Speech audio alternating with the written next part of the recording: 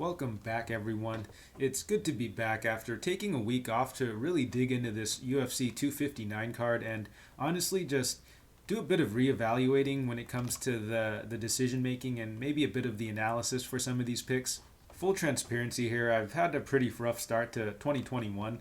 I don't think the reads were terrible per se, more so just pulling the trigger on pretty unreliable fighters. Not going to make any excuses here because at the end of the day, I was the one who really put myself in that position and kind of overexposed myself to those situations. Anyways, looking to bounce back here because I did put in a ton of work for this 259 card. Did dig really deep into this, and there are a number of spots that I really like, and I think this could be the night that I really just bounce back and make up for a lot of the losses that happened this year.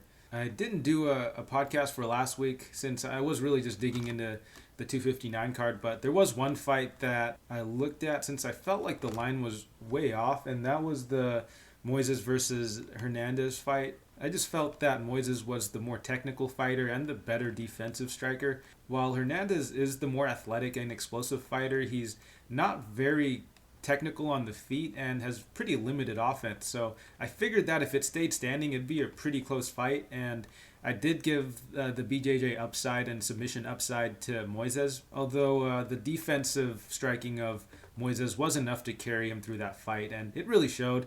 Hernandez was never really able to get off any meaningful offense, while Moises was able to consistently counter and hurt Hernandez. And that was really the only bet I placed for last week. But looking ahead, this 259 card is pretty stacked, and I think there's going to be plenty of spots to make some money here. I've locked in a few bets, and there are some that I'm really looking at, just waiting for the line to widen up a bit first.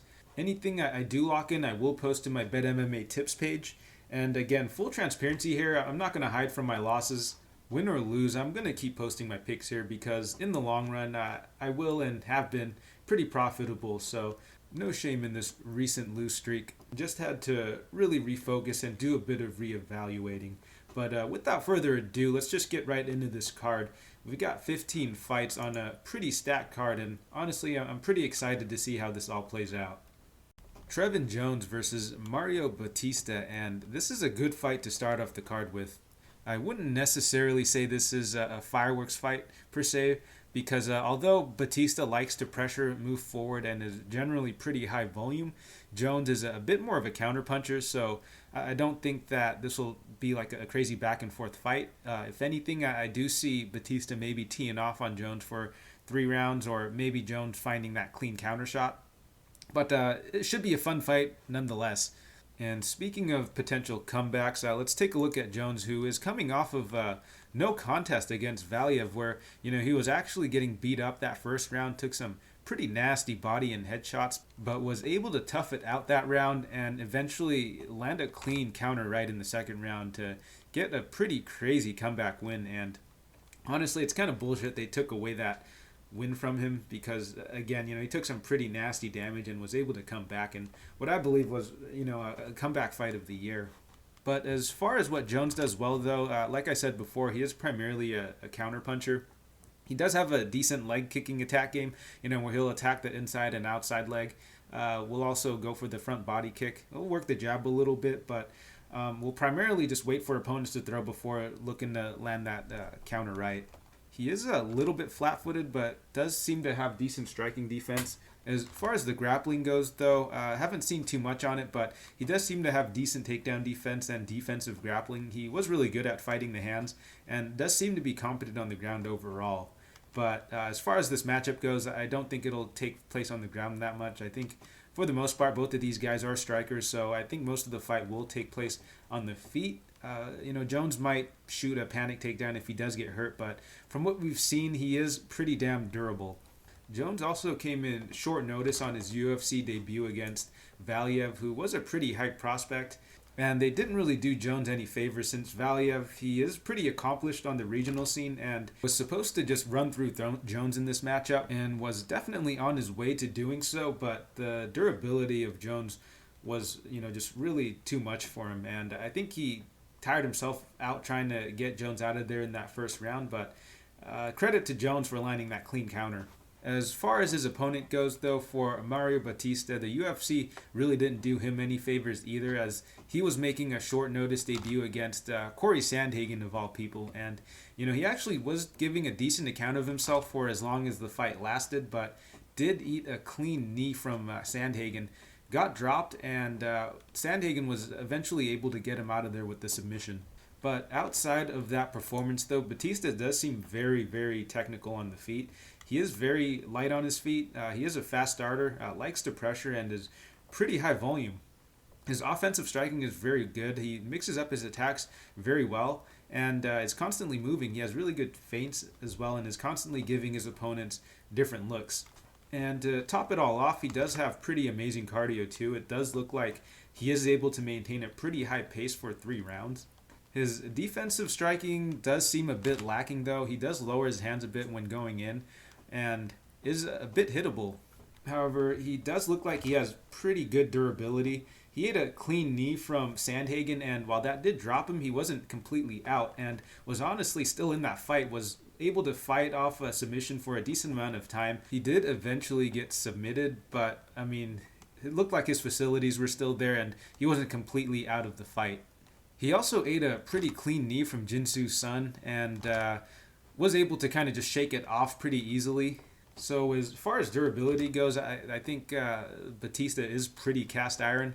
Same with Jones. So this fight, I could see both guys eating a good amount of damage and taking it to the distance. As far as how the fight will play out, though, I do give Bautista a pretty heavy advantage. I think that his in and out movement and feints will give Jones a bit of trouble. I think it's going to be hard for Jones to really time that counter shot on Bautista, who, is very light on the feet and, a lot more technical than Jones is. That being said, though, the defensive striking of Bautista does have me a little bit worried. Jones can definitely crack, and if he's able to time Bautista well, he could definitely land a clean shot on him and potentially put him out. But again, Bautista does seem to have a cast iron chin so far. And, if he is able to eat a clean shot from Jones and survive, I do like his chances of winning a decision here pretty well. So outside of a knockout, I don't really see Jones winning this. More than likely, I think Bautista will be able to just out-volume and outpace Jones for most of the fight. He might just play it a little safe and maybe not go as high volume, just pick his shots a little better, and really just look to outpoint Jones over 3 rounds. So the pick here is going to be Bautista. I think he's a decent parlay piece at this price right now. He's a minus 225 favorite, and the comeback on Jones is plus 190. So again, I don't think Bautista is a terrible parlay piece, and if you did want to play Jones, I think maybe Jones inside the distance wouldn't be a bad play. More than likely, though, I do see Bautista just being able to out-volume and outpace Jones. The props haven't really come out yet for this fight, but I might just put a quarter of a unit on Jones inside the distance and look to parlay Bautista up. And since it is the first fight of the night, if Bautista hits, you could potentially hedge out depending on whoever the second leg of your parlay is. But as it stands right now, that's kind of how I'm looking at it from a betting perspective. Uros Medic versus Aalon Cruz, and I have a feeling this matchup is going to be fireworks here. We got 2 tall, lanky fighters who are primarily strikers going at it. These guys are massive for the division. Both of these guys are 6'1". Cruz is 6 feet tall and Medic is 6'1", but they're both going to be fighting at lightweight for this fight. And both guys look like they like to throw down. However, I'd say that Medic is way more fluid on the feet, very much crisper with the striking, and a lot more technical in my opinion. He throws very heavy body and head kicks.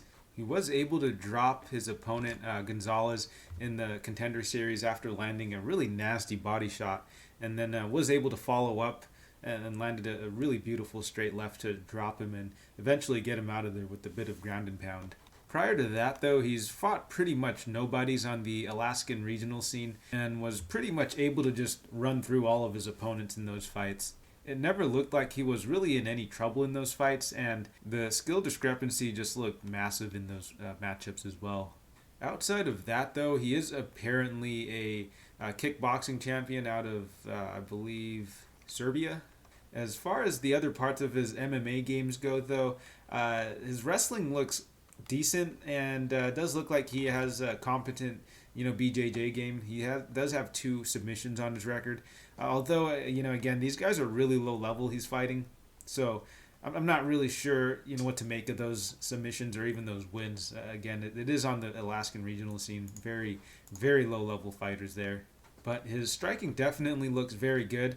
The other facets of his game, though, a little bit questionable. And something to consider, too, is it doesn't look like he's really struggled or has really been put under any pressure in any of his fights.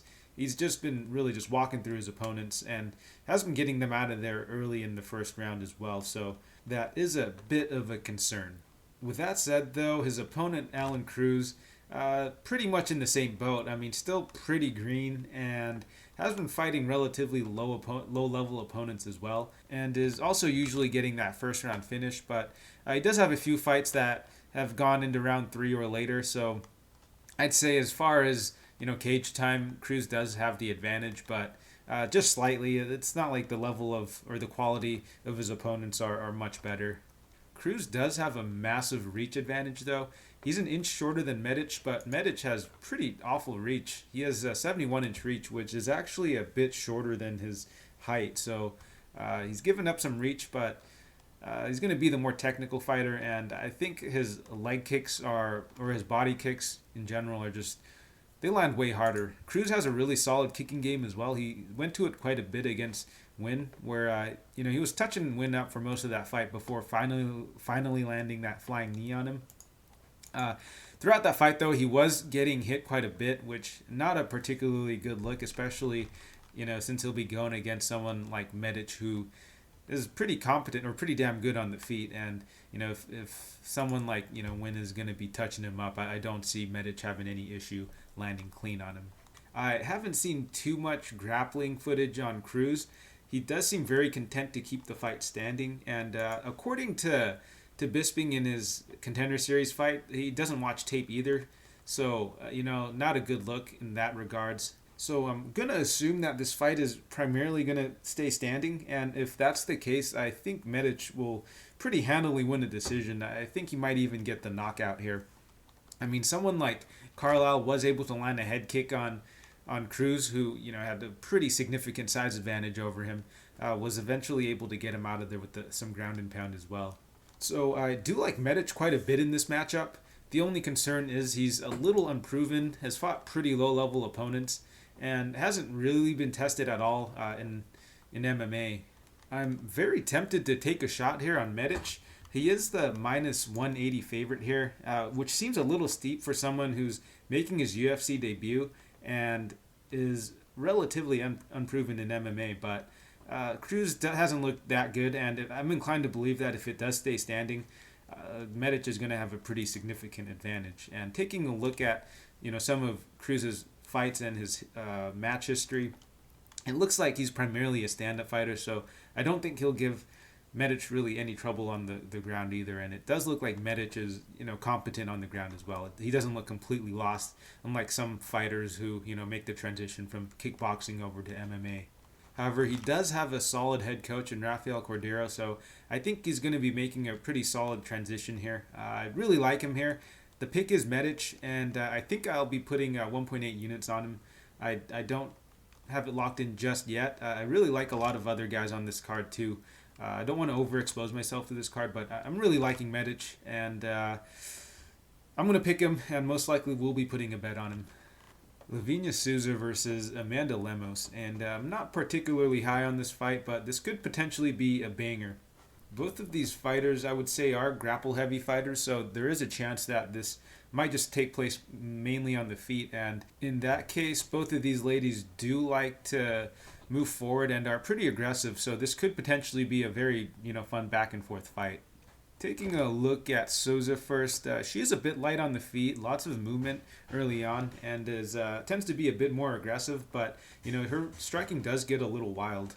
She likes to throw that body kick and that overhand, and it does look like she sits down on her punches quite a bit. Overall, though, I haven't been too impressed with her in the UFC.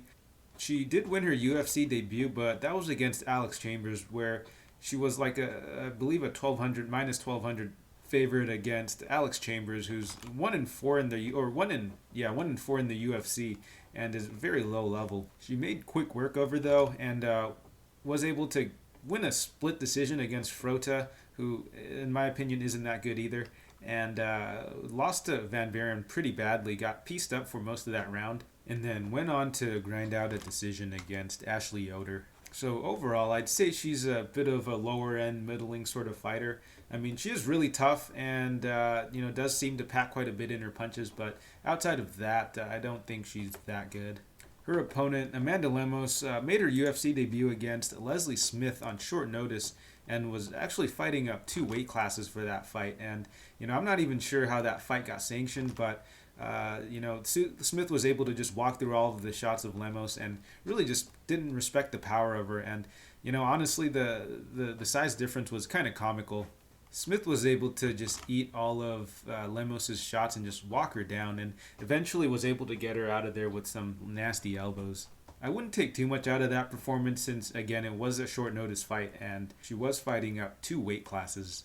She goes on to get an early submission against Miranda Granger, who is honestly pretty low level as well, and then is able to get a decision win over Inoue, who, not too bad, but I think Inoue was giving up a decent amount of size in that fight, and she was able to just take most of the shots of Inoue, even though I think that Inoue was technically the better fighter. It's just that Lemos was able to time a lot of the counters and was able to land clean and hard on a lot of her shots, and honestly was able to just overpower Inoue in most of the exchanges.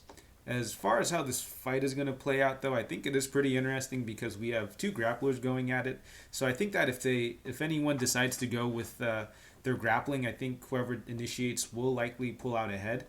But when it comes to 2 grapplers going at it, I think more than likely we'll see it take place mostly on the feet. But for the sake of this analysis, I think that if there is any grappling that happens, I think that Lemos will likely come out ahead. I believe she is the more technical and stronger grappler.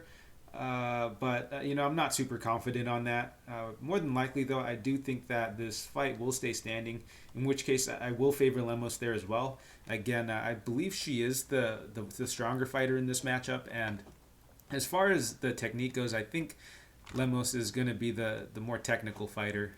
Lemos does have that Muay Thai stance and has really strong low leg kicks. I also think her defensive striking is a bit better than Souza. Souza tends to take quite a bit of damage. The way Souza goes in with some of her wild winging shots leaves her open to being countered, and from what I've seen from Lemos has pretty decent counter striking, so I do see her connecting with Souza a lot more.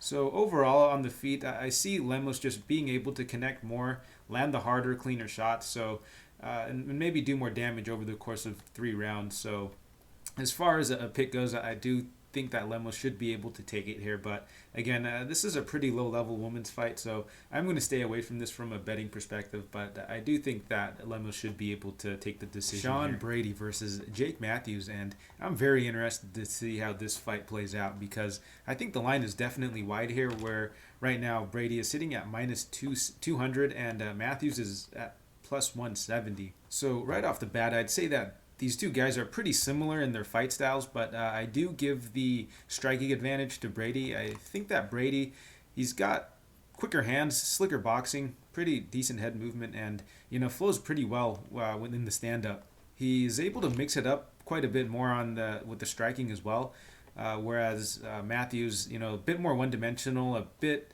less layered, and good striking fundamentals, but not as diverse in his striking attack. As far as the grappling goes, though, I'd say they're both pretty even. Both guys are pretty strong grapplers.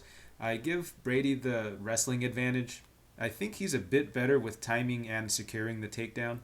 However, when it comes to the positional grappling and the BJJ, I'd say they're both pretty even. As far as the striking goes for Matthews, though, like I said before, it is a bit basic. He likes to throw that lead and rear uppercut and has a pretty tight 1-2. Has a decent hook as well, but nothing too crazy with the striking. I think he's got pretty solid defensive boxing as well. He keeps his hands down a bit, but is good at raising the guard to defend oncoming strikes. Again, I do think that Brady will have a slight advantage on the feet, but I definitely don't think he's going to be blowing Matthews out of the water or anything. I think Matthews on the feet will keep it close, and if it comes down to it, maybe Brady will pull out barely ahead on the scorecards. Although I do think that there is a chance that Matthews might be able to land clean on Brady and maybe give him a bit of trouble. If this fight stays 100% standing, I think that it'll be pretty close. It'll be hard to decide who wins which rounds. Like split decision sort of vibes. I think that whoever initiates the wrestling and is able to accumulate a bit of top control time will likely win the round, since I do think that the striking exchanges will come out pretty evenly. As far as how the grappling exchanges will go, I think that Matthews has a slightly better chance of being the one in top control, since Brady may overextend on some of his shots, and Matthews is pretty good at timing that takedown on fighters who tend to overextend on some of their combinations. And if Brady does that, he'll be in a bit of trouble, since Matthews, I think, will be able to time that takedown and take him down. Brady could go for his own takedowns as well, but I think it'll be a little harder for him since, again, like I said before, Matthews does keep his hands down. So if Brady is going to go for the takedown, he'll be in prime position, or Matthews will be in prime position to dig those underhooks and keep the fight standing. Furthermore, Matthews doesn't really overextend on his punches. He mainly just keeps it to 1-2s and doesn't really overextend on any of his combinations. So the openings won't really be there for him. And again, like I said before, Matthews has a pretty sneaky uppercut and knee. So if Sean Brady is, telegraphing his takedowns too much, Matthews could very well just land a clean knee or uppercut on him. So what I'm basically trying to say with this is that this fight is pretty close, and I don't see how Brady should be a -200 favorite here. Matthews is the much more experienced fighter, and he's actually going to be the younger fighter going into this. He's 26 and Brady is 28, but Matthews has fought a ton of named guys in the division, like guys like Li Jingliang and Kevin Lee and Anthony Rocco Martin and Emil Mech, just a ton of guys who have been kind of just mainstays in the division. He hasn't been able to get it done, but again, he's a really young fighter. I think he's still developing. He's shown a lot of promise, but all in all, he's been through it, and he's been through a bit of adversity. Whereas with Brady, he's 3-0 in the UFC, but has fought relatively low-level guys, and honestly hasn't really been tested. And looking at his fight with McGee, outside of that first-round knockdown, it was a pretty close fight, pretty back and forth. And so I definitely do think that Matthews can give him a much more of a challenge than Court McGee. Like, McGee is primarily a grappler, or I'd say his strength is in his grappling, but he was able to stand and trade with Brady for 3 rounds and was able to land 107 significant strikes on him. I definitely do think that Matthews will be able to hang with Brady on the feet, and will make this a close fight. As far as a pick goes, though, I am going to have to side with Brady. I think that, his boxing is going to come out slightly ahead, but again, it's very, very close to call. So from a betting perspective, though, I definitely think that Matthews is worth a shot. I might put like half a unit on him, because as far as how I'd cap this fight, I'd cap Brady at around like -130, -140 tops.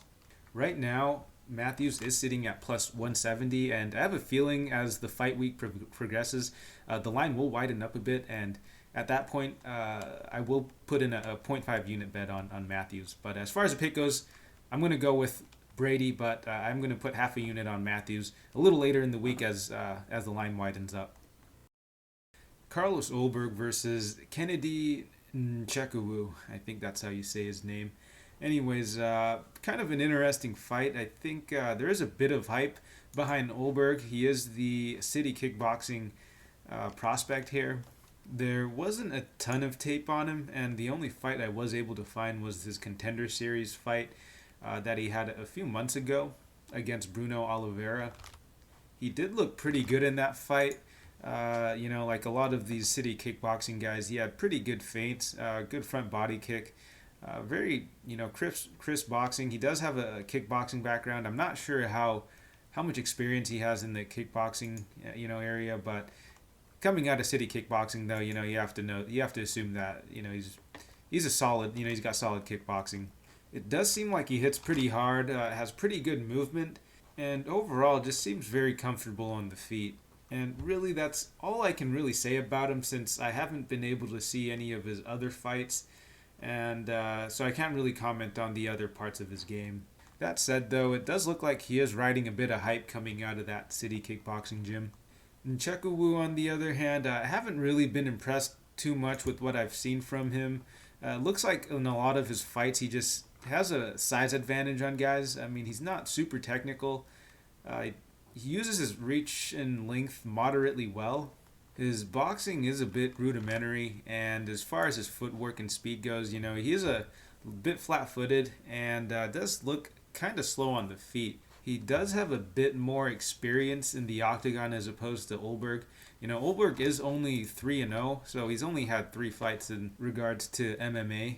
However, he hasn't really fought any high level opponents. I'd say the highest level opponent he's probably fought is Paul Craig, and even in that fight, he didn't look particularly good. I mean, he was landing on Paul Craig, was touching him up for about 2.5 rounds. Paul Craig actually did give him a little bit of trouble on the feet, which is a bit concerning. But Craig was really just trying to shoot for the takedown most of the fight, and was clinging on to that single leg, and was trying to pull guard in that fight before eventually getting submission in the 3rd round. So honestly, I don't know if Nzechukwu is going to really be able to offer much of a threat to Ulberg on the feet here. He does have a reach advantage over Ulberg and a slight height advantage, but I'm not sure if that'll play too much of a factor. I think, Ulberg is pretty quick. He'll likely be able to close the distance, and I think the skill discrepancy is going to be big enough where it's not going to matter too much. So I think that if, the fight stays standing, I think Ulberg is going to have a pretty big advantage. I think that should be able to touch up Nzechukwu pretty badly. But we haven't seen really any part of his ground game. I don't know if Nzechukwu has any wrestling either to go to, so that's a bit of a toss-up there. But as far as the pick goes, I'm going to have to go with Ulberg. I don't know about a bet, though. It's hard for me to want to bet on someone who I've only seen, one fight from, even though he had a really good performance that fight. But again, with Nzechukwu, he hasn't had a really great performance either, and honestly has never really impressed me. Based off of that one match and, a few kickboxing matches actually that I watched on YouTube for Ulberg, he does look pretty damn fluent on the feet. So, I'm going to have to go with Ulberg in that regards. I think Ulberg might be a decent parlay piece, but again, just not too much tape on him and not too much octagon experience. But I'm going to have to go with Ulberg, and might look to put him in a few parlays if I find another fighter that I really like with similar odds. Tim Elliott versus Jordan Espinosa, and pretty interesting fight because usually I like to fade both of these guys, so really interested to see how these guys match up. But let's start with Jordan Espinosa here. So as far as what Jordan does well, he's very explosive and quick. He's got really quick hands, good footwork, good movement on the feet. He likes to keep his lead hand down so he can pump out that jab. He's got a lightning quick jab in 1-2. Throws pretty heavy leg kicks as well. He's not too bad defensively. He is able to use his quickness to get away from shots, but the issue with Espinosa is his gas tank is pretty terrible. Outside of that 1st round, he isn't really to sustain his output or his technicality. Dude basically becomes a completely different fighter outside of that 1st round. So in that regard, it makes him a very unreliable fighter. And the thing is, he's not really finishing anyone in the 1st round either, so you really have to bank on him winning that 2nd round and then surviving that 3rd round for him to win on the scorecards. And another weakness of Espinosa's is his grappling. His takedown defense actually isn't terrible, but once the fight gets to the ground, he just seems a bit lost there. He consistently gets caught in submissions, and with how bad his gas tank is, he really struggles to get back to his feet outside of that 1st round and a half. Tim Elliott, on the other hand, he's a bit of an enigma on the feet. He has really awkward movement, very unorthodox, puts out a lot of feints and feelers, and is constantly moving on the feet. But his strength really is his grappling, and he really just uses his striking to set up the takedown so he could eventually get the fight to the ground where he'll either look to lay some ground and pound or get the submission. And honestly, it's really hard to tell how good Elliott really is because he's fought championship caliber guys like Demetrius Johnson and Davison Figueiredo, and also like mid-high level guys like Askarov and Brandon Royval. However, on the flip side of things, he's able to dispatch of guys like Ryan Benoit and Mark De La Rosa. I guess the main thing is that there's a pretty big skill gap between guys like Roval, Askarov, and Figueiredo, and guys like Benoit and De La Rosa. I don't know where I'm really going with this, but I guess I'm just trying to say that Elliot, he's fought some names in there, and then he's been able to get rid of or dispatch of the lower level guys. Not quite sure how Espinosa really fits into things, because while he hasn't looked good overall, he does have moments where he's looked really good. So this is a pretty tough one to call, but how I predict the fight going, though, is I think that Espinosa, he's going to start off strong like always. He'll likely be the one touching up Elliot early in that first round. Elliot may look to grapple a bit to kind of to wear on the gas tank of Espinosa a bit in that first round. The second round is where things really start to get interesting, because I think that's really going to be the swing round, because outside of that second round, I don't see Espinosa having enough cardio to put on a strong performance in the third round. So that second round is really going to be crucial for, I think, who takes the fight. If I'm Espinosa, though, I'd look to drain the gas tank of Jordan Espinosa early, look to tie him up in that first round to start wearing on him so that he can't really get going, because the last thing you want to do is for Espinosa to really start feeling himself in that first round and get on a bit of a roll in that second round, and you don't want him to get any momentum going into that second round, essentially. If I'm Espinosa, I'd look to maintain distance and look to just pick him apart on the feet. I think Espinosa is going to have a pretty significant advantage on the feet when it comes to the striking. I know Elliot has very, funky movement, but I see opportunities for Espinosa to catch Elliot when Elliot gets into, the pocket. Elliot also doesn't seem to really have the most damaging punches, so Espinosa could definitely, just take a couple shots to land his shots, which likely will land cleaner and harder. So yeah, if it stays standing for prolonged periods, I see Espinosa doing a bit of damage to Elliot, but I definitely see Elliot trying to get this to the ground. As far as the pick goes, though, I'm going to have to go with Elliot. I just can't really trust someone like Espinosa and his cardio. Tim Elliott is also pretty durable. It seems he gets hurt quite a bit in a lot of his fights, but does seem to have a pretty good heart and is able to hang in there most of the time.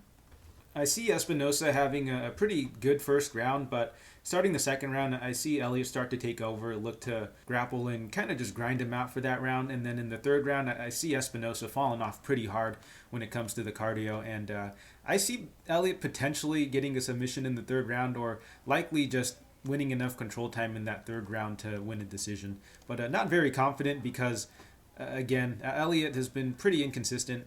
I'd say both guys are pretty inconsistent, but I'd go with Elliot, his experience here, and I think either a decision or a late submission for Elliot. So a pretty low confident pick here for Elliot, and as far as betting tips go, I'd look to avoid this fight. Two very inconsistent fighters. Rogerio Bontorin versus Kaikar of France, and we have another fun flyweight fight here. But let's take a look at Bontorin first. So Bontorin, he's got pretty high-level BJJ, primarily a grappler. He'll look to take the fight to the ground, but his wrestling isn't particularly great. However, if he is able to get the fight to the ground, again, he is an elite grappler. He's got really good control and is good at taking the back as well. He's got some good chokes and will lay a bit of ground and pound. Outside of that, though, he is also pretty active on his back, throwing up submissions and sweeps. However, for Bontorin, the real issue is just going to be getting the fight to the ground in the first place. His wrestling isn't good, but he does have some decent trips, so he'll maybe look to clinch up with Kaikara France if possible, and look to maybe get some trips, maybe get some body locks to muscle his way to the ground, because I do believe that Bontorin is going to be the stronger guy in this matchup. However, on the feet, he's going to be a bit outmatched by Kaikara France. Bontorin has decent defensive boxing, but I just don't see him being able to offer too much offensively that'll threaten Kaikara France here. Bontorin does pack a bit of power, though, but it does look like he sits down on a lot of his shots, and they are a bit telegraphed. So against someone like France, who is very technically sound defensively as well, he'll be able to avoid a lot of those shots or block a lot of those shots. So if the fight stays standing for prolonged periods, I think that France could do a good amount of damage to Bontorin and probably even get a knockout on him. Cara France is training out of City Kickboxing, and they've been getting a good amount of hype, which I don't think is unwarranted. Cara France is really good at working those feints, has a good jab, 1-2, is able to find angles pretty well and slip shots. He's got some decent leg kicks and hooks as well. Just overall on the feet, he's going to be the much more dynamic striker. On top of that, I do think that Kai Kara-France has pretty good takedown defense as well. He keeps his hands low a lot of the time, which really helps him dig the underhooks when fighter shoots. So I definitely think that Bontorin is going to have a really, really hard time getting this fight to the ground. Like I mentioned before, Bontorin will likely have to use trips and throws to get Kai Kara-France onto the ground. While Kara-France has good takedown defense, his defensive grappling on the ground isn't particularly good. I mean, it's not terrible, but if Bontorin is able to get France down, I think France is going to be in a lot of trouble.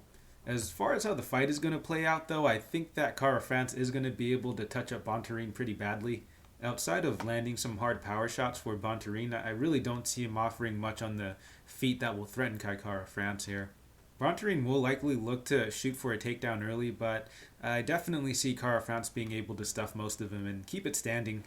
So in terms of picks, I will have to go with Kara-France here, but from a betting perspective, I don't know if I want to touch this fight since, while I do think that Kara-France has the advantage on the feet, Bontorin is a pretty big dude, and if he decides to kind of just clinch up with Kara-France for extended periods, maybe look to, trip him and take him to the ground, it could get very dicey there. So I do slightly favor France here, but, if Bontorin is able to use his size and his strength advantage, he can make this a very, very grindy, dirty fight. So again, the pick here is France, but no bet here. Joseph Benavidez versus Askar Askarov, and it's pretty crazy how Benavidez has gone from fighting in the main event for a title and has now been relegated to the prelims. Although it is against Askarov, who is a legit contender, but it's just kind of crazy how they've kind of pushed him that far down the card. But taking a look at this matchup, let's start with Benavidez here. So Benavidez, he's coming off of 2 losses against Figueiredo, and honestly 2 life-changing losses. He took quite a bit of damage in that first fight, and then also took a decent amount of damage in the second fight. Got dropped twice before finally getting choked out. And before that, though, he did get a win off of Jussier Formiga, who honestly was on a bit of a decline at that stage in his career as well, and then got a win against Dustin Ortiz, which honestly could have gone either way in that fight. Ortiz was giving him a lot of trouble in that fight, and the funny thing is Ortiz isn't even really a striker. He's primarily a wrestler, and his striking was giving Benavidez was a bit of trouble in that fight. And honestly, it was a bit concerning watching that fight, seeing Benavidez struggle that much against a grappler in the striking department. And he did have a decent win against Perez in the fight before that. Did have to stop him or finish him twice in that fight because of a really weird referee stoppage where he kind of stepped in to it looked like he wanted to stop the fight, but then he didn't, and then so Benavidez ended up having to finish Perez twice in that fight there. But I'd say that was probably the last quality win that he got. He looked decent in it. He looked good in the Formiga fight, but again, Formiga I felt like was way past his prime at that point. So I definitely feel that Benavidez has been on a bit of a decline. It just hasn't been that noticeable, and honestly wasn't really exposed until he went up against Figueiredo. Granted, Figueiredo was an absolute tank. He was able to eat most of the shots that Benavidez was throwing and basically return them with way more power. And honestly, I'm really leaning towards wanting to fade Benavidez. The only thing keeping me away from hammering this line is the fact that he did look decent against Figueiredo in that first round of their first matchup. However, I don't know if I want to put too much weight on it. However, I think that fight definitely would have played out a little differently if they never had that clash of heads. It definitely seemed that Benavidez got stunned or at least rocked from that clash of heads, and Figueiredo was able to capitalize and just hit him with the clean right cross. And it looked like he never really recovered from it because in their rematch, he was dropped a couple times from shots that I don't think would have typically dropped him, but he only got about like 5 months off from a pretty nasty knockout there. As far as what Benavidez does well, though, he is a very well-rounded fighter, has great cardio, and is really good in scramble situations.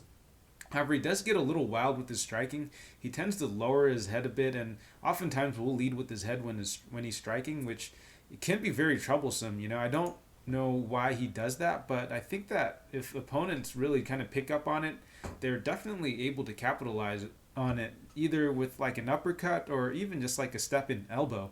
Anyways, it still looks like Benavidez does have a bit of power. His quickness hasn't completely gone out the window, but he has slowed down a little bit, loads up on his shots a little bit, and against younger fighters or quicker fighters, they'll probably see a lot of his shots coming from a mile away. Again, he still does seem like he has a bit of power though, but he still is pretty reckless on the feet. And taking a look at his opponent Askarov, so Askarov primarily a wrestler, although his boxing has improved quite a bit. He's got good technique, and although he doesn't seem like a big power puncher, it does look like his shots do pack a bit of pop. He was giving Elliot a lot of trouble on the feet in that fight, and same with Pantoja. He was, I think, coming out ahead on some of the striking exchanges, even though I think his wrestling was what won him the fight. It does look like Askarov has very competent boxing on the feet, though. As far as how this matchup will go, though, I do think I'm going to lean more towards Askarov. I just don't think that Benavidez has fully recovered from the beating that he took from Figueiredo in those two fights. And going against Askarov, who, again, not a super big power puncher, but, he does sit down on some of his shots. And if he is able to land cleanly on Benavidez, he may be able to get a knockdown, potentially even get Benavidez out of there. But even if he isn't, though, I think that he will likely be able to match the volume and output of Benavidez and keep it very close on the feet standing. And on top of that, he'll have his wrestling to fall back to. So Benavidez does have great takedown defense and really good scrambles. The only thing is, he is getting a little bit up there in age, and I'm not sure if his strength, cardio, and speed will hold up against Askarov, who is a legit contender in the division. At 36 and at flyweight, I think this is a prime spot to fade Benavidez here, especially coming off of two nasty knockouts. Or not knockouts, but he was knocked down twice in that second fight before eventually getting subbed. And, I mean, it was still a beatdown in that fight, so he's coming off, two fights where he took some pretty nasty damage. And honestly, I don't see a very clear path to victory for Benavidez. I don't think he'll knock Askarov out. Askarov is pretty tough, and I'm not too sure how long this will stay standing for. I think there will be a lot of grappling in this fight. It'll be very back and forth, but I'm going to have to favor Askarov here. He's the younger fighter, he's the fresher fighter, and if it does stay standing for prolonged periods, I do favor Askarov in that he'll have the knockout potential here. So the pick here is Askarov, and I'm thinking I might put about 1.5 units on him before the line start widening up, because I do have a feeling that a lot of people are going to be betting Askarov here, and the line might get steamed in the coming week. So the pick here again is Askarov, and I'll likely be putting about Phillips 1.5 units or so. Song Yadong, and this is going to be a very fun matchup between two prospects who are pretty young in their career. Yadong is only 23 and Phillips is only 25, so very interesting that the UFC decided to match these young up-and-comers together this early in their career. But taking a look at Phillips, though, he did make his debut on... he actually was on the Contender Series back in 2017. Won in the first round by ground and pound, but didn't get the contract. Was actually brought back for the Ultimate Fighter, where he did lose by a majority decision there, but was able to eventually make his UFC debut against Silva on early in 2020, where he had a pretty dominant decision there, and then coming off of that, he got matched up with Cameron Else in late 2020, so pretty recently, against Else, who was coming in short notice in that fight, and he had a pretty dominant performance in that fight as well. Although outside of that first round, it looked like Else just wasn't really in it anymore, and I think just got crumpled up and basically kind of just looked for a way out in the second round. As far as what Phillips does well, though, I mean, he's a pretty well-rounded fighter. On the feet, he throws pretty heavy body and leg kicks, is really good at timing, and and shooting that takedown as well. And he's really good at mixing it in, has pretty good top control once, he is able to get his opponents to the mat. His striking also does get a little wild at times. He mixes it in very well, but he'll also throw a lot of spinning attacks, and we'll throw some flying knees, spinning back kicks, spinning elbows. Very low percentage shots, but very exciting to watch. His opponent, on the other hand, Song Yadong, is primarily a striker. He's got crazy fast hands and really slick combinations. He'll throw 4 or 5 punch combos and follow up with a leg kick, or really just dart in and out of the pocket with his really crisp boxing. He does like to throw some spinning attacks as well, primarily the spinning back kick, and occasionally spinning back fist as well, but he does mix it up pretty well. He does like to attack the legs, but is primarily a headhunter when it comes to the boxing. Overall, I'd say he's the much better striker. However, my only concern with Yadong is that his cardio is a bit questionable. He hasn't completely gassed out in his fights, but we do see that if there is a bit of grappling involved, he will tend to slow down quite a bit in that third round. A little bit in that late in the second round as well, but that third round is when it really starts to show. We were really able to see that in the Stamen fight, and to a certain extent the Vera fight as well, although I can kind of excuse it for both cases. In this case of Stamen, Stamen is a very high level pressure wrestler and was honestly a pretty big step up in competition for Yadong at the time, and he actually did a pretty good job of stuffing the takedowns early and working his way back up to the feet for the first 2 rounds, and was actually able to do a bit of damage in those 2 rounds as well. It was only in the 3rd round that Stamen was able to control Yadong there for extended periods of time, but prior to the 3rd round, Yadong was doing a pretty good job of keeping the fight on the feet. But it definitely is a concern that his cardio falls off a bit later in the fight. And we saw something kind of similar play out in the Vera fight, where it looked like he was having a bit of success in the first 2 rounds, albeit it was pretty close. He did have a lot of moments in that fight. It was in the 3rd round again where Vera started to put it on a bit and was controlling him a good amount in the clinch. That being said, though, that 3rd round for Vera wasn't as dominant as that 3rd round for Stamen. And I know a lot of people are going to give him shit for those 2 decisions that kind of fell his way.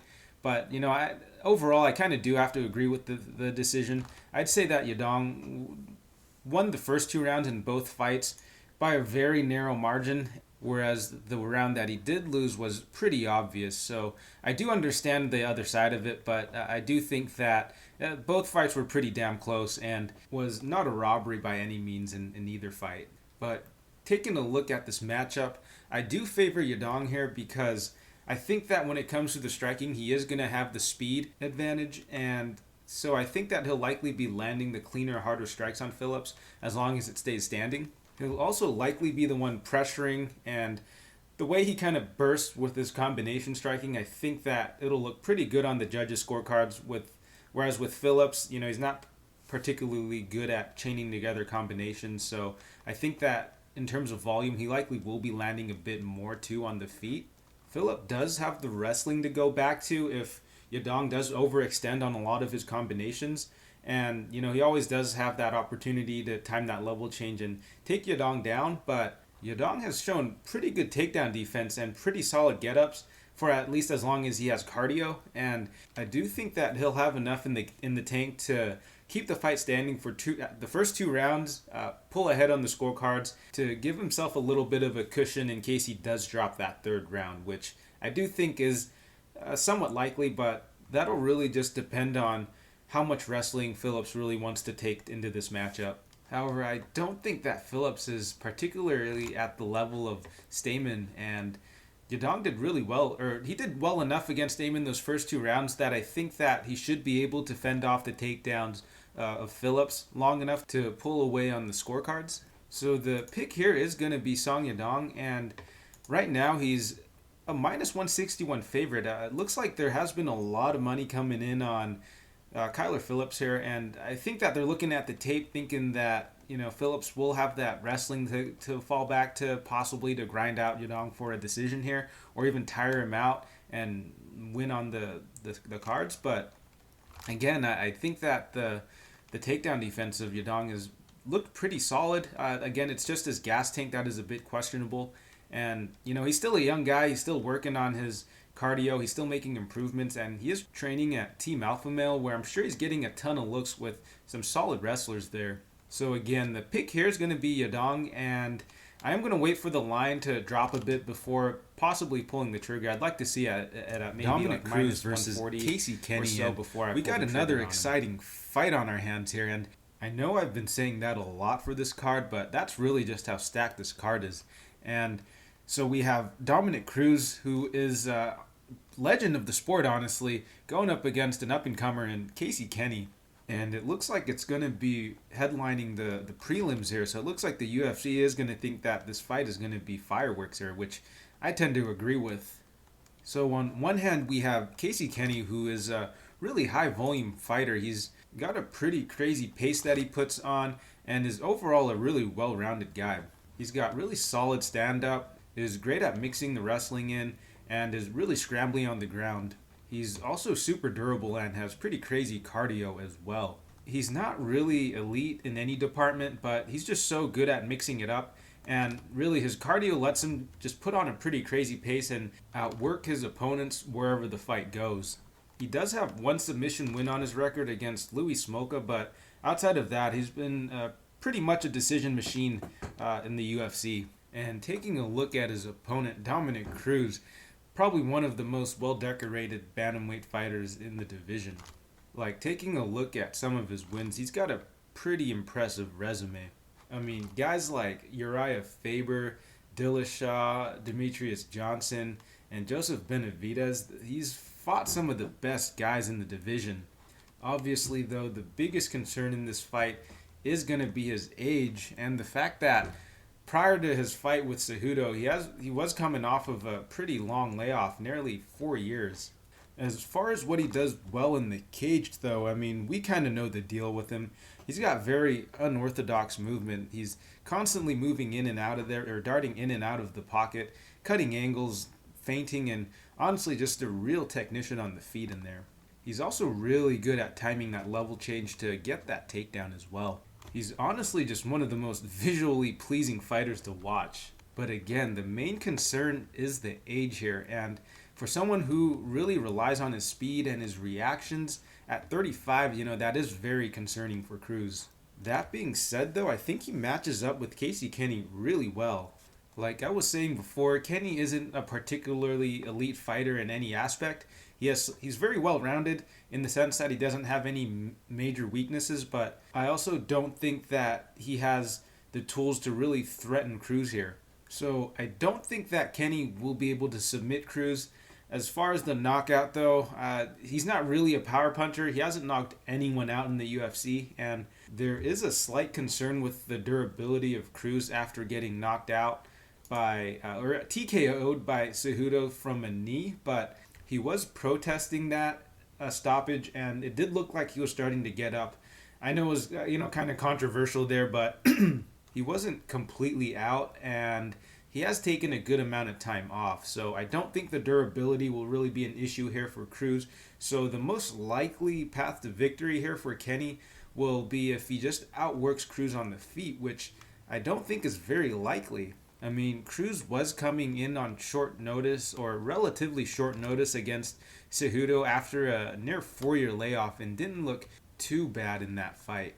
Cejudo was able to walk him down most of that fight and really just do some damage with those leg kicks, but Cruz was able to still continue to be light on his feet, despite the commentators continually saying that Cejudo was really hurting Cruz's legs. I mean, I'm sure they were hurting him a bit, but it wasn't really affecting him that much, at least for as long as the fight was playing out. Cruz was still very fluid on the feet, still had a lot of movement, and, there were some spots that he had against Cejudo, but it just seemed like Cejudo didn't really respect the power of Cruz at that point and was able to just walk him down and kind of just pressure him a bit against the fence.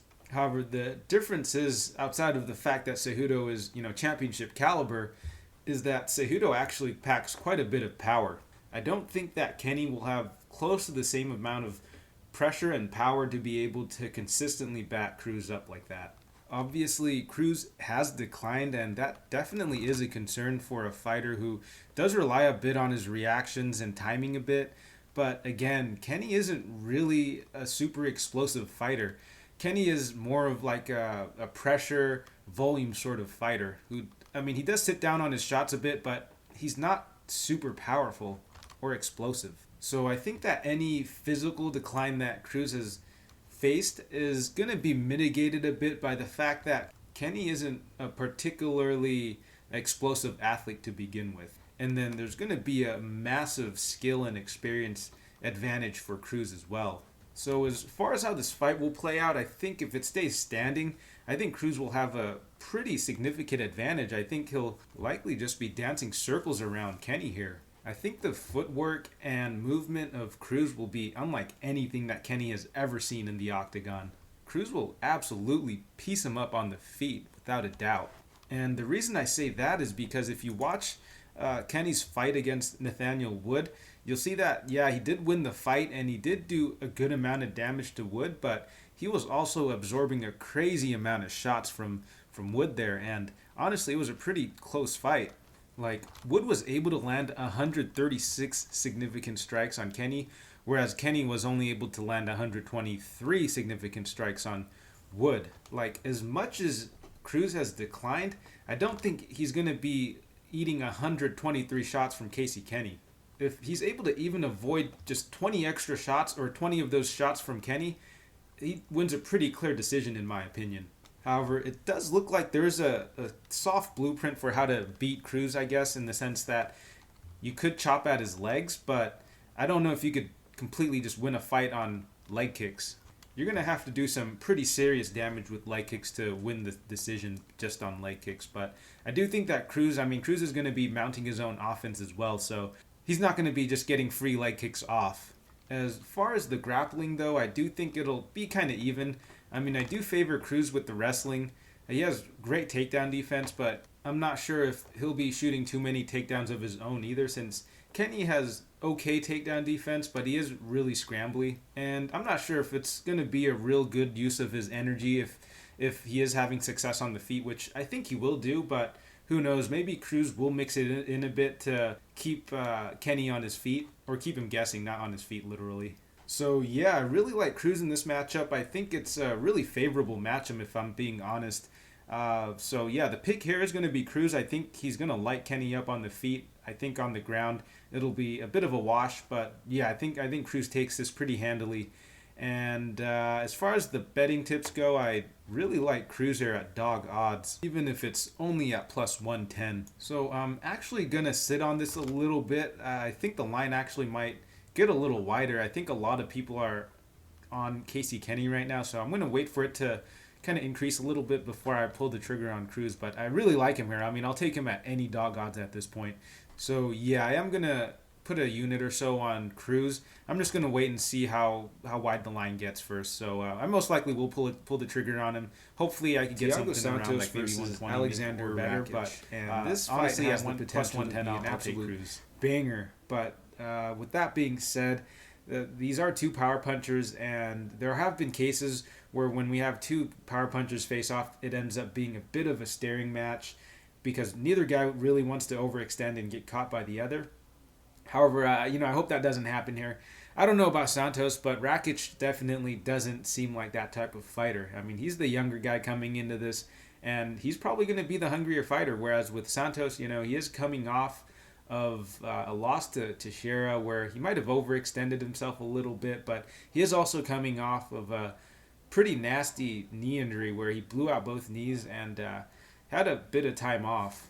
But before I go any further with that, I do want to go over Alexander Rakic first. So, like I said before, Rakic is going to be the younger fighter going into this fight by about 8-9 years or so, I think. And he's got a bit of power in his hands, although I don't think he's got quite the explosiveness as Santos. He does have quite a bit of pop in his punches and kicks, but whereas with Santos, you get more of like that explosiveness. A lot of that power is generated from the speed of Santos. Rakic, it does seem like a lot of his power is just more like strength or muscle, if that makes sense. He does tend to sit down on his shots a good amount. Will mix in the low kick and head kick as well.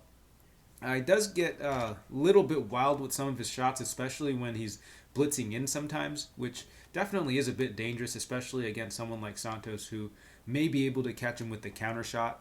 Rakic will occasionally mix in the takedown as well, although it's not really a big part of his game. Although we did see in his last fight against Smith, he was able to pretty dominantly, hold Smith on the ground for quite a bit there.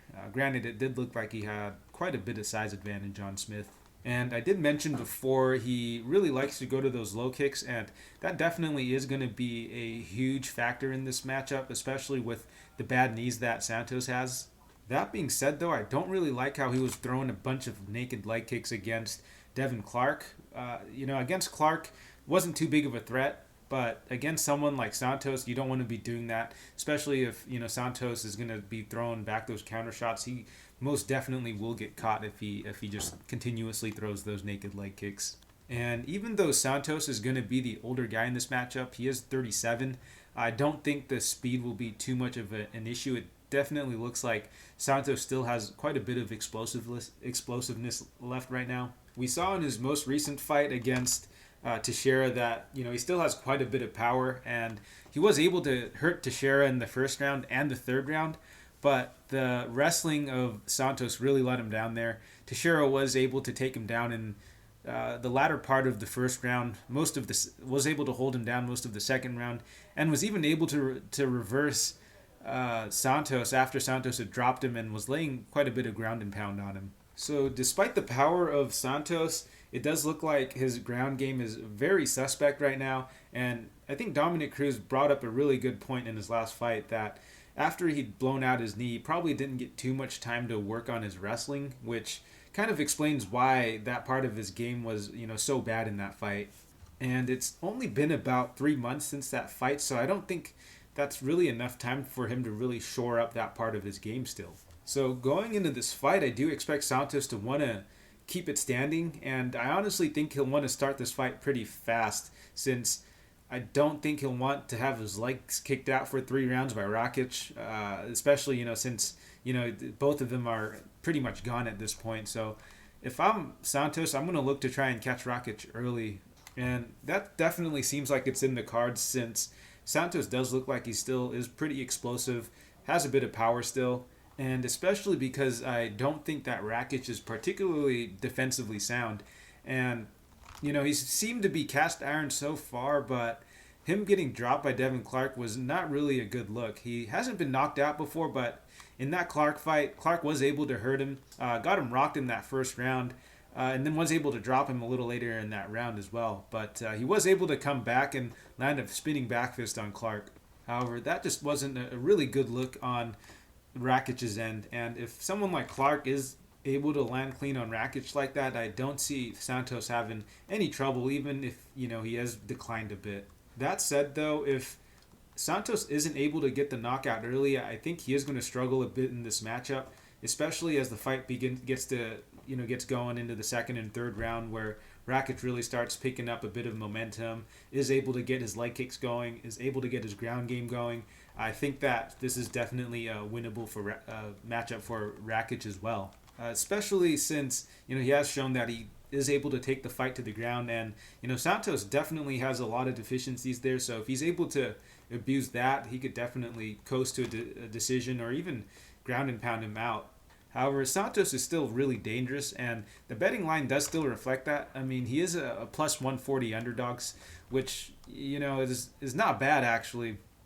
But he really is a bit reliant on that knockout, and that's definitely cooked into the line, because if it's going to a decision, I do think it favors Rakic, and I don't think Santos is going to be getting the submission or anything. So in this matchup, I definitely think it is a knockout or bust for Santos.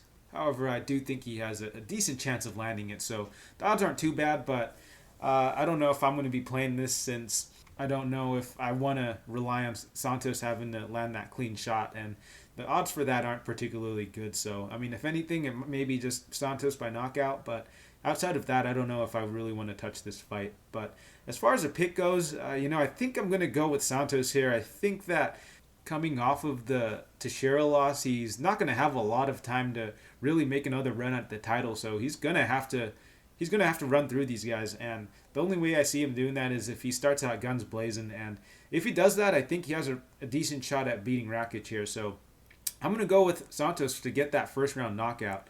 But again, if that doesn't happen, I think that Rakic will be able to get the decision. But the pick here is going to be Santos, first round knockout. But don't think I'll be putting anything on it. Maybe just putting a 0.1 unit or so on versus Santos Dober, by and round this one is a knockout. pretty interesting that, matchup here. This fight. Islam Makhachev has got a good amount of hype going into this, and if I'm being honest, I'm not quite sold on him yet. I haven't quite hopped on the hype train, and I might get a bit of flack for this, but I don't think Makhachev has quite proven himself yet. I mean, he's looked pretty good so far in most of his performances.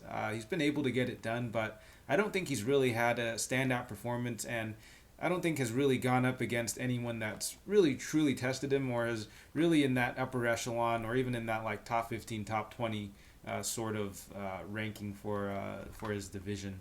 That being said, though, I do think that he has a ton of potential and could make a serious run at the title if he rounds out his striking a bit more.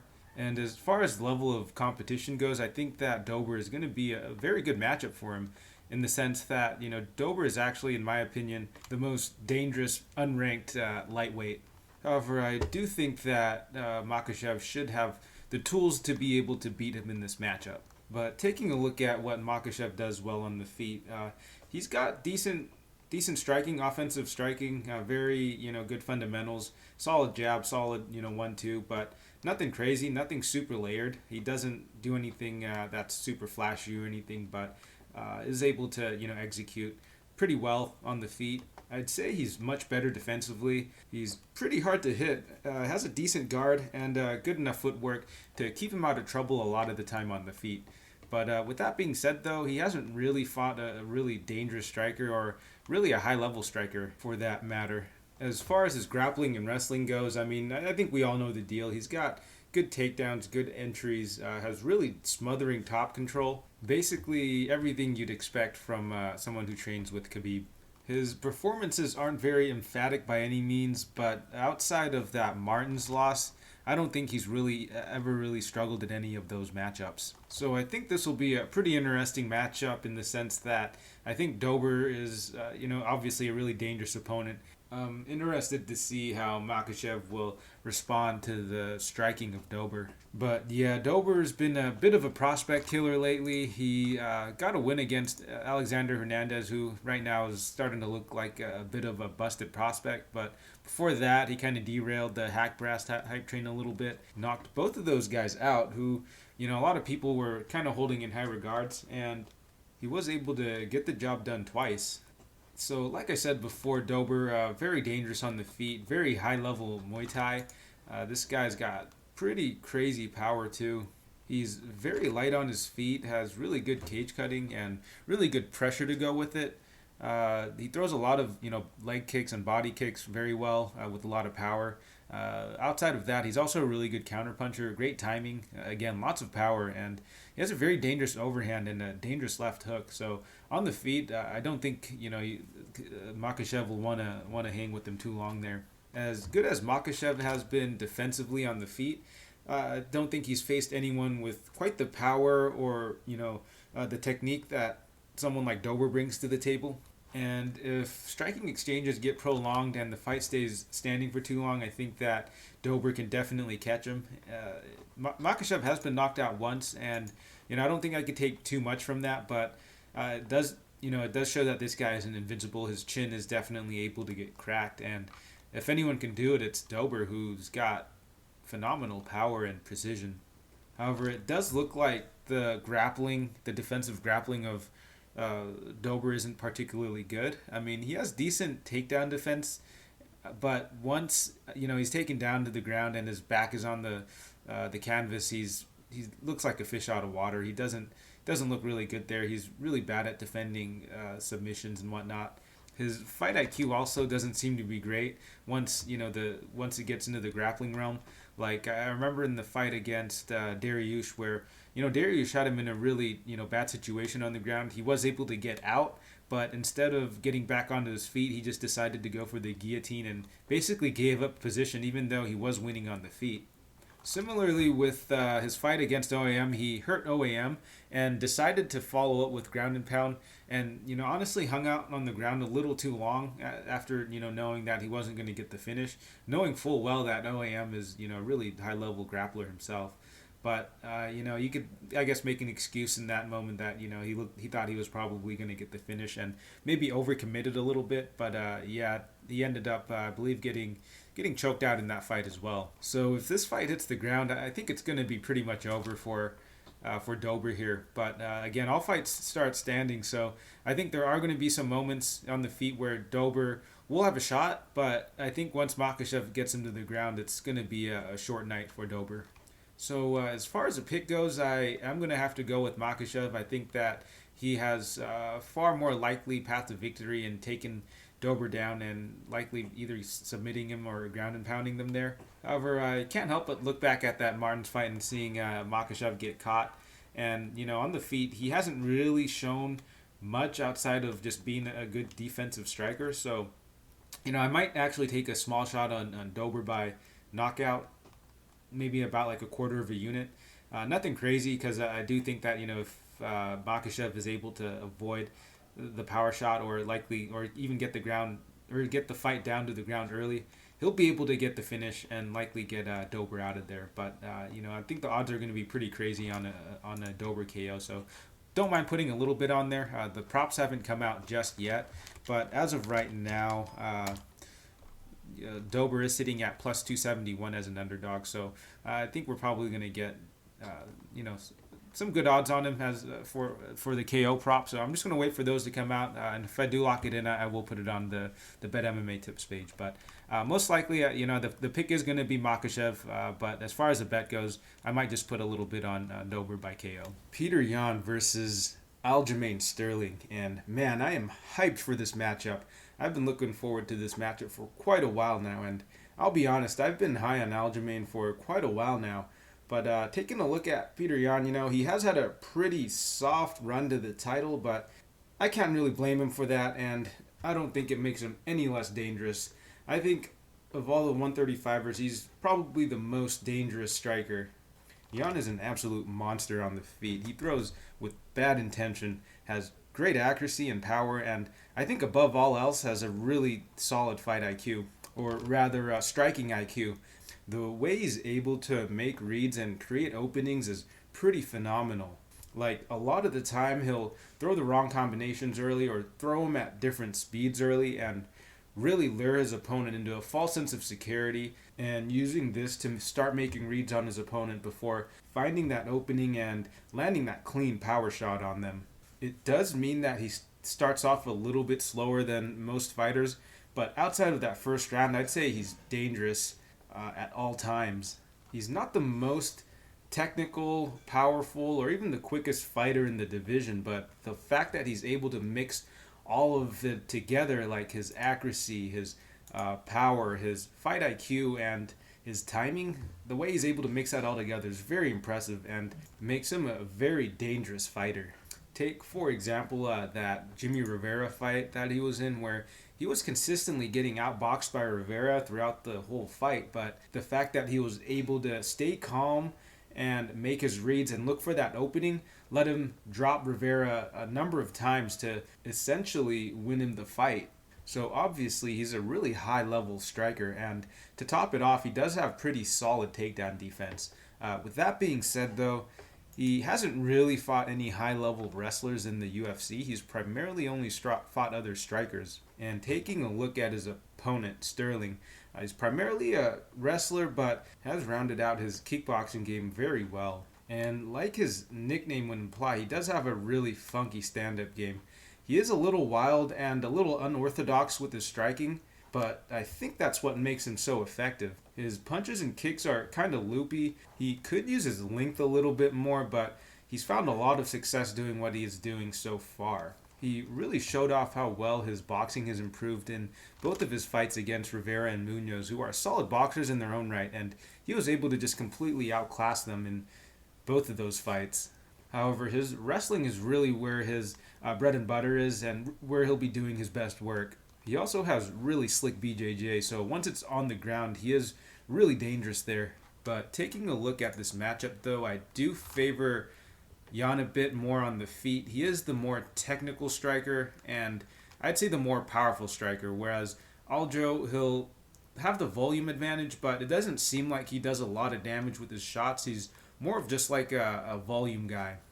Aljo also has pretty slick movement on the feet, very good footwork, very good head movement, which is a bit of a double-edged sword in my opinion, where yeah, he'll be pretty slick sometimes avoiding shots, but it could also lead him into very dangerous situations where he might lean into a shot or even like a head kick, and if that happens, it'll pretty much be over for him. A lot of people probably think that Jan may just completely outclass Sterling on the feet, but I think that Sterling can keep it pretty competitive standing. I think that the movement and the unpredictability of Sterling, plus his quickness and his footwork, will give Jan a lot of trouble. I honestly wouldn't be surprised if Aljo was able to take a round or two from Jan, just because Jan does historically start off pretty slow.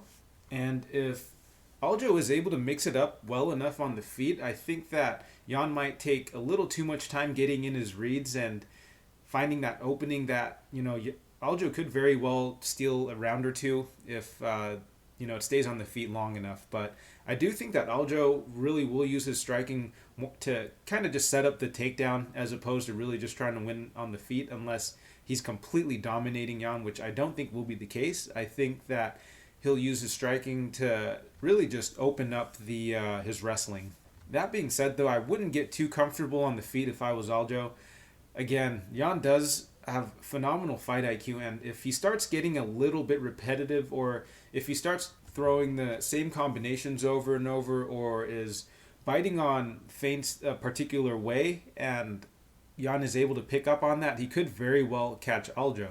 So if I'm Aljo, I don't want to get lured into prolonged periods of striking where Jan could start getting a read or really start setting traps for Aljo. So really look to pull ahead a bit in the wrestling, maybe use his range to his advantage, kind of pick at him for a bit, and once Jan starts to loosen up a bit, shoot in for the takedown and look to gain some control time or even try and submit him.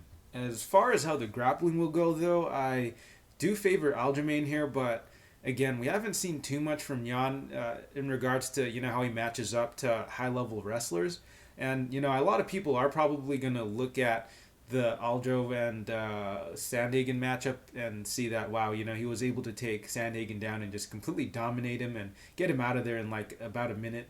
And honestly, that was a good performance, but I wouldn't take too much from that. Sandhagen has had pretty questionable defensive grappling. Honestly, I'd say Aljo's performances against Damon and Johns were much more impressive in terms of what he's able to do in terms of like from a wrestling perspective. Like Johns and Stamen are pretty high level grapplers, and Aljamain was able to pretty handily outclass him on the ground there. So I find those performances much more indicative of how well or how good Sterling is on the ground. I honestly believe he's the best wrestler in the division, and I don't think he'll get Jan out of there early like he did with Sandhagen, but I honestly would not be surprised if he was able to. In any case, I do believe that Aljo is good enough on the feet to keep it standing long enough to really just set up the takedowns so that he could start implementing his grappling and his BJJ.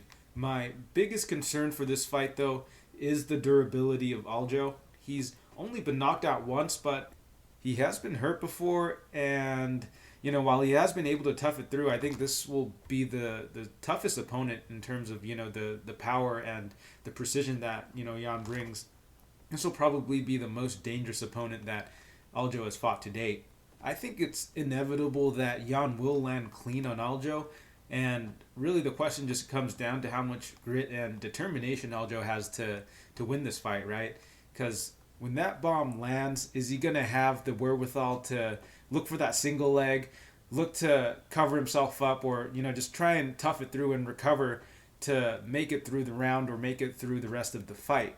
He's going to really have to dig deep in this fight if he doesn't get Yan out of there early, since Yan historically picks up his pace a lot more in the later parts of the fight. And in a 5-round fight, I do see Yan really start to pick it up, midway through that third round, maybe early in the third round. And going forward, it's going to be a very dangerous fight for Aljo if his gas tank doesn't hold up, or if he starts to get a little bit predictable.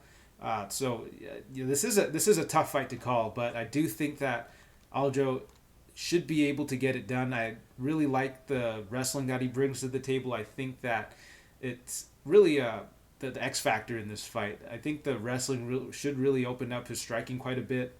And I honestly don't think that his striking is that far off from Jan's. The head movement, the footwork, and the quickness of Aljo, I think, will give Jan a lot of trouble on the feet. It'll really make it difficult for Jan to get going, I think. So I actually see this fight playing out a number of different ways, right?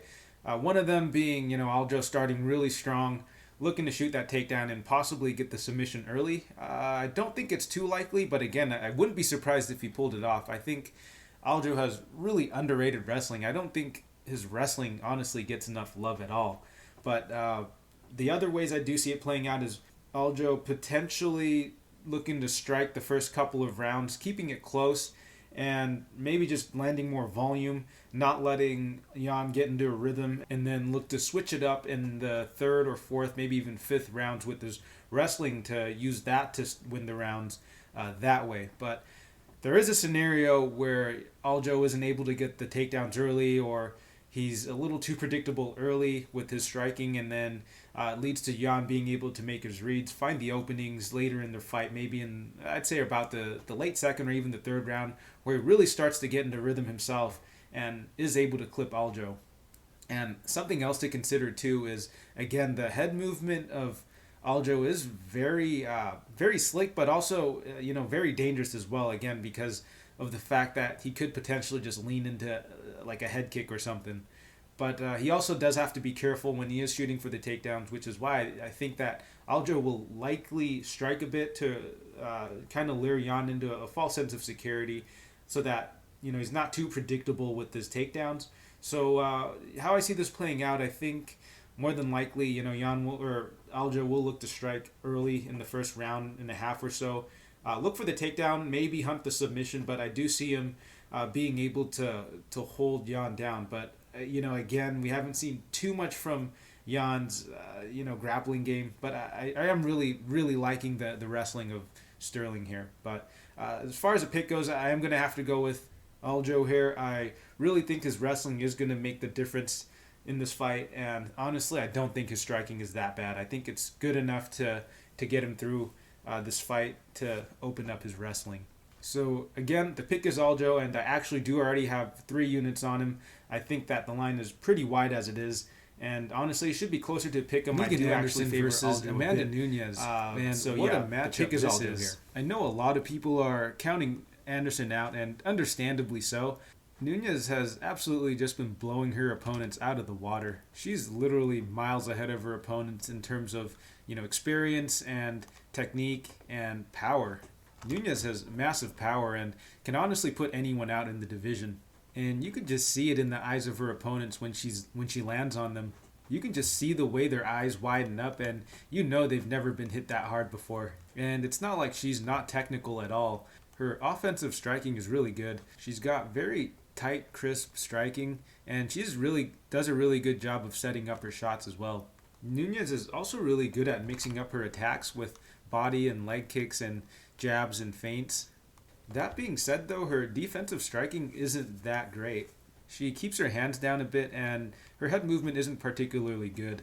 However, she has been able to get away with it because of the sheer athletic advantage that she has over a lot of these fighters. Furthermore, her offensive proficiencies are able to more than make up for it, as a lot of the times she's the one that's pressuring, and it doesn't really leave too many openings for her opponents to exploit her defensive flaws. That said, though, Nunez does have pretty good fight IQ as well. We saw in that Durandamy fight where she was struggling a little bit on the feet, but did look to take the fight to the ground as soon as she was having a bit of trouble. And that's how I feel she will more or less win the fight. Anderson isn't particularly skilled, but she is dangerous on the feet. She's also fought relatively low-level opponents, though, and has actually accrued a number of losses on her record, too. That aside, though, it does look like Anderson has quite a bit of pop in her punches and has a pretty dangerous straight right and knees and kicks. On the feet, if Nunez is the one that's pressuring, I see her giving a lot of trouble to Anderson, but if Anderson is able to get her own offense going, she might give Nunez a bit of trouble. I think the best path to victory for Nunez will be to take Anderson down to the ground and likely work the ground and pound and maybe get the submission. We've seen in Anderson's previous fights she's not very good on the ground. Just the way in which that Spencer was able to take Anderson and control her on the ground pretty easily is not a good look and doesn't really bode well for her against Nunez. I do favor Nunez wherever the fight goes, but I definitely do think that Anderson can be dangerous on the feet. As far as a pick goes, though, I am going to have to obviously go with Nunez, but from a betting perspective, I definitely think this is dog or pass. There's absolutely no value on Nunez right now at minus 1200. Not even in parlays, she won't add any sort of value. I definitely wouldn't want to play her straight either. I mean, these odds are pretty ridiculous. At minus 1200, I wouldn't factor out of the realm of possibility, Anderson landing a knee up the middle or a clean straight right on Nunez. I do actually intend on putting a small bet on Anderson, either playing her straight or maybe doing a little bit on Anderson by KO. Maybe about a quarter of a unit because, again, these odds are pretty ridiculous. And the crazy thing is, I think that the line is just going to keep getting wider. So I'm going to hold off on this until I'd say like the day before fight day when I can probably get like maybe plus 1,000 on Anderson or something. I know some people are going to call me crazy and just say that this is essentially just throwing away money, but I don't think so. Because at the end of the day, this is MMA, and at these odds, at plus 800, plus 900, plus 1,000, puncher's chance becomes a really real possibility. Like, for some reason, Nunez was only like a minus 650, minus 700 favorite going against Spencer. So are people saying that Nunez has a better chance of beating Anderson than Spencer, who honestly did not really offer any sort of threat for Nunez? And I'm not just saying that in hindsight. I remember a narrative being that Spencer survived 5 rounds with Cyborg, as if that really meant anything. Like, she just survived 3 or 4 rounds with Nunez, tire her out, and then maybe just get the submission. If anything, I'd say Anderson is much more live for potentially a knockout, either early or late, if she is able to survive and maybe tire Nunez out. That being said, though, I do think Nunez is going to win, but I feel like I just have to justify putting a small little bet on Anderson just because I feel that at these odds, the variance definitely comes into play here. So, again, the pick is going to be Nunez, and I likely will be putting a quarter of a unit on Anderson a little later in the week when the lines widen up some more. Israel Adesanya versus Jan Blachowicz, and man, this is going to be a very interesting matchup. Adesanya is moving up a division to challenge Blachowicz for the light heavyweight title, and I don't know if there's anything else that I really need to say here for Adesanya. I mean, you guys already know he's got elite striking and probably the best in the UFC at the moment, and just the way he's able to find openings, make adjustments, make reads is unmatched. This guy is an absolute killer on the feet in there. And on top of all that, he has some great takedown defense as well. I have heard some people say that Adesanya hasn't really been tested against a grappler, but I think he has. He's fought Brunson, and Brunson is a solid wrestler.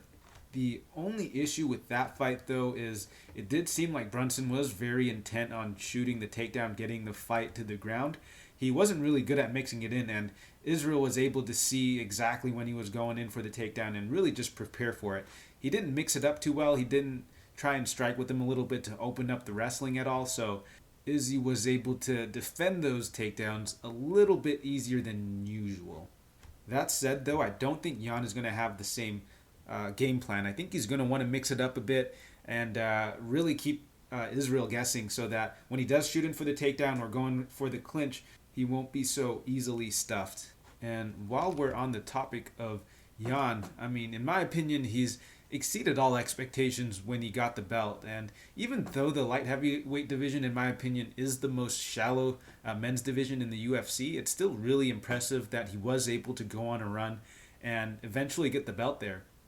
And, he comes in as the underdog time and time again, but time and time again, he's beaten the odds and has shown up.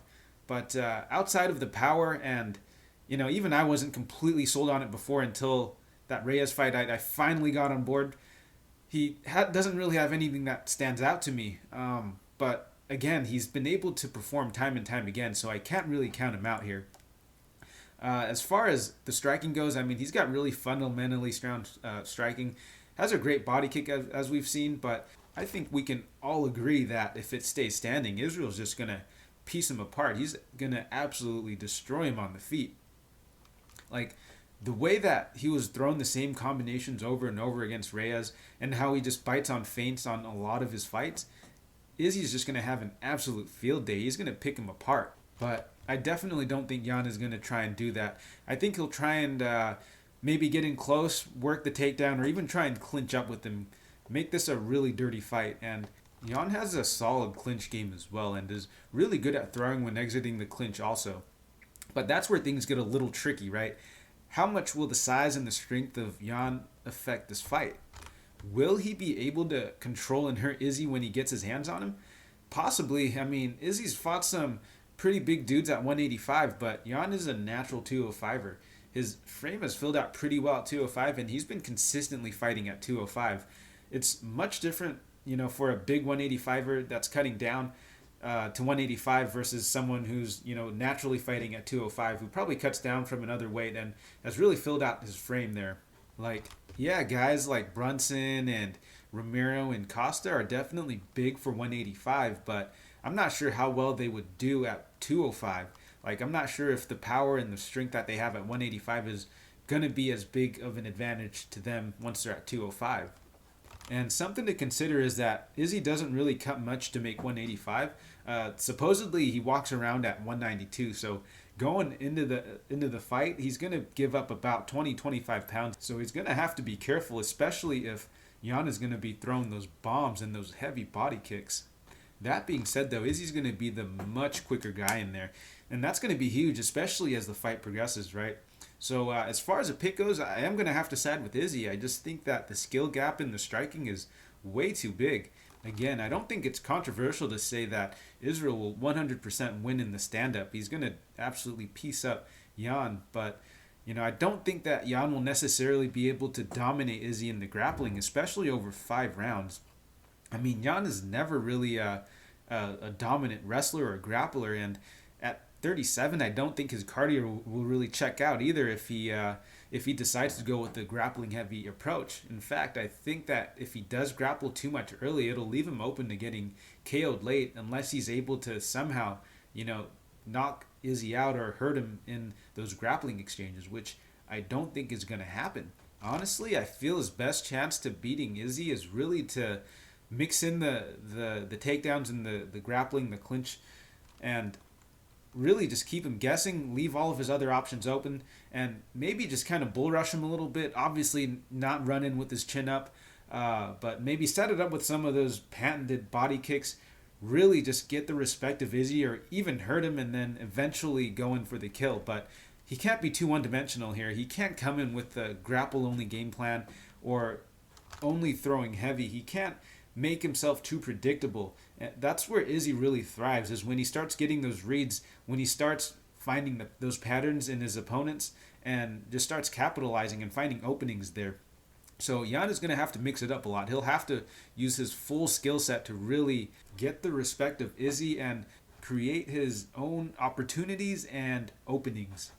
So again, I will have to side with Izzy here just because I do believe he is the far high-level striker, and I think that he more than likely will be able to keep this fight standing long enough to do enough damage to Jan. I mean, Jan has been knocked out before, and man, as far as what Jan will have to do, I think he'll have to do so much more. He'll have to execute pretty perfectly to beat Izzy here. So for that reason, I will have to go with Jan. And as far as the bet goes, I can't count Jan out here. He's consistently showed up, and the moving up to weight class definitely is, and that'll do it for this card. I appreciate everyone that stuck around and listened to this whole thing. No this bet. I think I'm pretty long episode. Watch this fight. We have 15 fights, and honestly, all of them seem pretty damn good. And I really look forward to seeing how all these fights play out. And again, there are a number of picks I've already locked in, but there are a few that I'm still waiting on the lines to kind of just widen up before I lock in that pick. But again, I will be sure to post any of my picks that I've locked in on my Bet MMA tips page. Let me know if you guys agree or disagree with some of these picks. I know I've been on a bit of a cold streak lately, but I have a feeling this is going to be an upswing. And honestly, I'm pretty hyped for this card. But yeah, that'll do it for this episode, and best of luck to all your guys' bets this week.